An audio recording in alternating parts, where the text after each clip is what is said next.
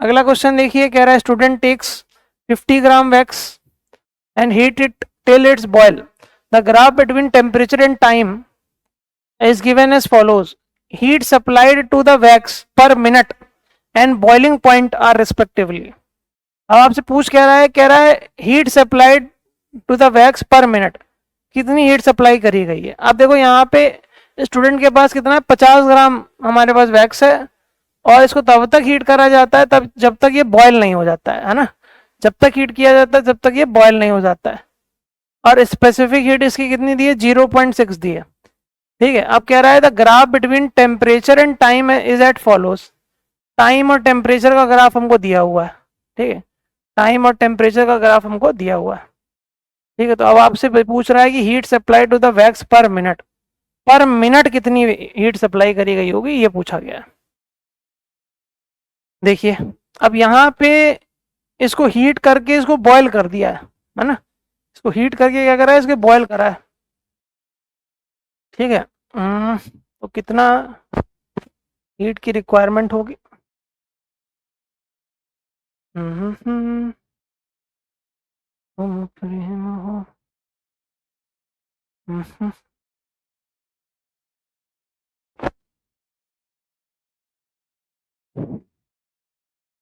तो आप यहाँ पे देखिए, अगर हम लोग स्पेसिफिक हीट दी है हमको 0.6 और इसका मास कितना दिया है, 50 ग्राम। ठीक है, और स्पेसिफिक हीट किलो कैलोरी में दी है, तो किलो कैलोरी मतलब 10 की पावर 3 है ना, 10 की पावर 3। ठीक है, तो अगर हम लोग इसको सॉल्व करें, अगर हम लोग इसको सॉल्व करने की कोशिश करें तो ये हमारा कितना आ जाएगा, इसको इससे मल्टीप्लाई करेंगे तो ये हो जाएगा 30 और 1 2 3 है ना, इतना हो जाएगा, इतने कैलोरी की हीट देंगे। अब क्या पूछा, कह रहा है पर मिनट बतानी है, तो पर मिनट मतलब 60 से डिवाइड कर दो, इसको काटेंगे, इसको काटेंगे तो ये कितना आ जाएगा, 500। ठीक है, पर मिनट कितनी हीट सप्लाई करी गई है, इसको 500 कैलोरी। ठीक है, अब 500 कैलोरी हीट सप्लाई करी गई है। अब आपसे पूछ रहा है इसके लिए टेम्परेचर देखना है। ठीक है, आपको क्या देखना है, इसके लिए टेम्परेचर देखना है।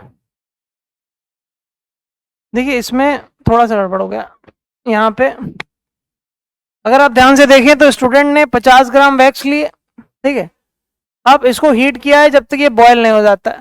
ठीक है, तो आपको यहाँ पे ग्राफ दिया हुआ है, आपसे पूछा है heat supplied to the wax per minute. ठीक है, तो पर मिनट मतलब टाइम हो गया हमारे पास 1 मिनट है ना, टाइम कितना हो गया हमारे पास, 1 मिनट।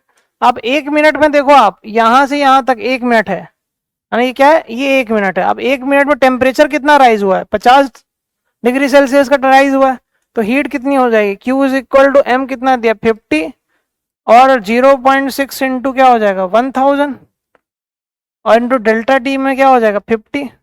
इसको आप सॉल्व करेंगे तो कितना आ जाएगा, ये आ जाएगा आपका 1500। एक मिनट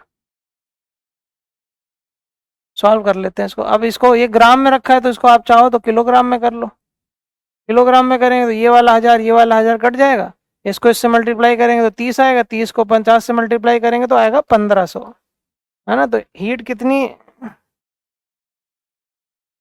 सप्लाई करेंगे, 1500 कैलोरी की। अब आपसे पूछा है बॉइलिंग पॉइंट बताओ। ठीक है, तो बॉइलिंग पॉइंट आप ग्राफ से ही देख सकते हो कि यहाँ पे यहाँ से यहाँ तक टेम्परेचर बढ़ा, यहाँ से यहाँ तक स्टेट चेंज हुई। अब वैक्स तो उबलने नहीं लगेगा, वैक्स तो मतलब एक सॉलिड फॉर्म है ना, वैक्स क्या एक सॉलिड फॉर्म है, जब तक वो लिक्विड स्टेट में नहीं आएगा तब तक वैक्स तो उबलेगा नहीं है ना, तो पहले तो उसको लिक्विड स्टेट में आना पड़ेगा। इसका मतलब क्या है, यहाँ से यहाँ तक अगर आप देखो टेम्परेचर चेंज हुआ, यहाँ से यहाँ तक ये लिक्विड स्टेट में आ गया।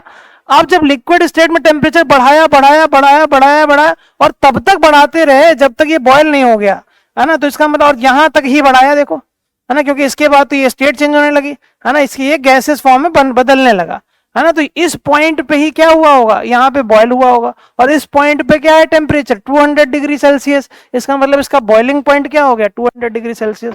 तो 1500 कैलोरी और 200 डिग्री सेल्सियस इसका आंसर है।